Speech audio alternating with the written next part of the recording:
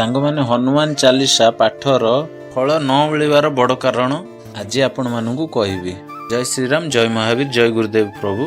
आपण माने घरे सब बेले हनुमान चालीसा पढ़ुथिबे, किंतु 90 to 90% लोक यही काम करूना। जेमिति कि आपण माने हनुमान चालीसार फल पाई पारु नाहंती।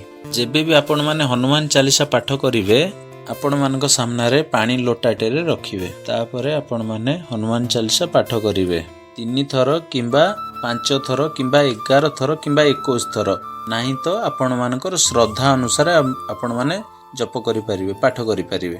आमे माने जेबे भी मंत्र जप किंबा पाठ किंबा स्तव पाठ करंती किंबा हनुमान चालीसा पाठ करंती, हमर पॉजिटिव एनर्जी बढ़ी थाए। एवं पानी होची गोटे एपरी जिनिस, सबु पॉजिटिव एनर्जी को सी ऑब्जर्व करिनिए। आपण माने जेबे भी हनुमान चालीसा पाठ करूचंती किंबा कौनसी मंत्र पाठ करूचंती, एक पानी लोटा रखिबा निहाती आवश्यक। आपण माने मंत्र पाठ एवं हनुमान चालीसा पाठ कर साइला परे सही पानी को आपणको घरर सर्व सदस्य को पियाई देवे।